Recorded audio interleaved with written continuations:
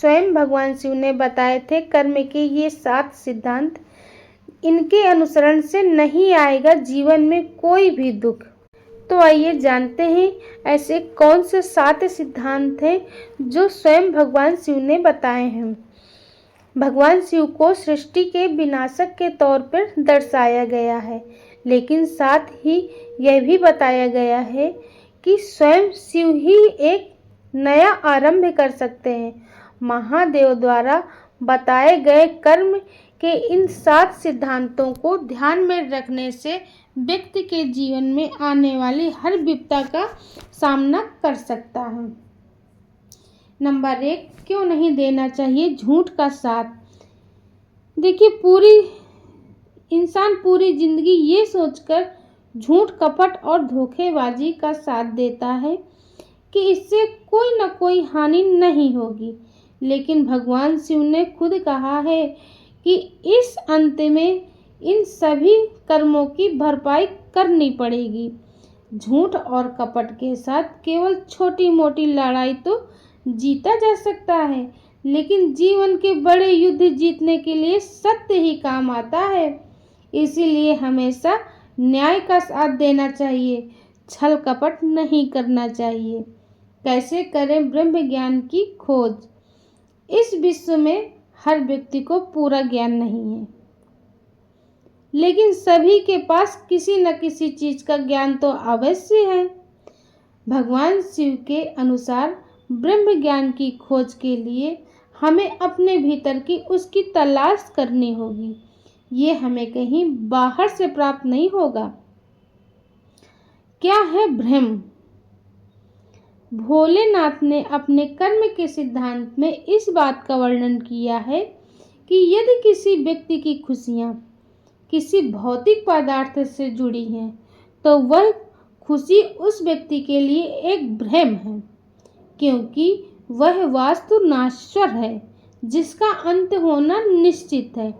इसीलिए व्यक्ति को भौतिक आकर्षण से बचकर रहना चाहिए। कहाँ ढूंढे वास्तविक खुशी? तो हर व्यक्ति के पास अपने काम, परिवार की खुशी के लिए करता है। वास्तविक खुशी किसी सीमा से बांधकर नहीं रखा जा सकता।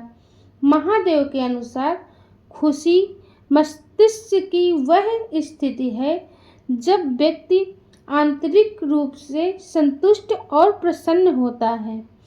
इसीलिए खुशी की तलाश भी स्वयं के भीतर की जा सकती है, ना कि बाहर। पानी से सीखें ये गुण। भगवान शिव ने अपने कर्म के 5वें सिद्धांत में कहा है कि व्यक्ति को पानी की तरह निरंकार रहना चाहिए। पानी को किसी भी बर्तन में डाला जाए तो वह उसी का आकार ले लेता है। अगर व्यक्ति पानी का यह गुण अपना लेता है तो वह अपने आप को किसी भी परिस्थिति के अनुसार ढाल सकता है। इससे आपकी खुशियां भी क्षणभंगुर नहीं होंगी। कैसे करें इंद्रियों का प्रयोग? जब व्यक्ति का मानसिक शांति होता है तो उसका हृदय, उसकी भावनाएं उसके निरंतर में होती हैं। इससे वह अपने मन की आवाज को अच्छे से सुन व समझ सकता है। जब व्यक्ति की इंद्रियां उसके वश में रहेंगी, तभी वह उनका अपने अनुसार प्रयोग कर पाएगा। क्या है आखिरी सिद्धांत? इसे बहुत ध्यान से सुनिए। भगवान शिव ने बताया गया है कि कर्म का यह आखिरी सिद्धांत सबसे महत्वपूर्ण है। मनुष्य जीवन का वास्तविक उद्देश्य उसी परम सत्ता में विलीन हो जाता है जहाँ से उसकी उत्पत्ति हुई है, अर्थात ईश्वर में। यह तभी संभव है जब सभी सिद्धांतों का जीवन में अनुसरण किया जाए। और आइए अब जानते हैं कुछ ऐसे खास संकेत जो हमें इस बात का संकेत देती हैं कि भगवान शिव हमारी पूजा से प्रसन्न हैं। धार्मिक संकेत केवल उन्हीं को मिलते हैं जिन पर भगवान शिव की विशेष कृपा होती है। हिंदू धर्म में भगवान शिव आध्यात्मिक गुरु, योगी और पुरुष ऊर्जा भी माने जाते हैं। उनसे जुड़ी कई चीज़ों का आध्यात्मिक महत्व है। कई लोग जो अध्यात्म और योग की राह पर चलते हैं, शिव उनके मार्गदर्शन बनते हैं। तो आज हम आपको ऐसे ही कुछ खास आध्यात्मिक संकेत बताएंगे जिनसे आपको पता चल पाएगा कि भगवान शिव आपके साथ में हैं या नहीं। जब भी आप ध्यान करेंगे तो आपको भगवान शिव की ऊर्जा या उनके स्वरूप का कभी न कभी तो अभ्यास होगा ही। आपको सपने में शिव के नटखट रूप, योगी रूप, किसी अन्य दिव्य रूप की झलक अवश्य दिखेगी। भगवान शिव की दिव्यता से जुड़ने का एक संकेत यह भी है कि आपको उनसे जुड़ी चीज़ें संकेत के रूप में दिखने को मिलते हैं, जैसे कि रात में सो रहे हैं और आपको सपने में भगवान शिव जी का त्रिशूल दिखना, सर्प दिखना, अर्धचंद्र दिखना, विभूति दिखना या उनका बैरागी भाव दिखना।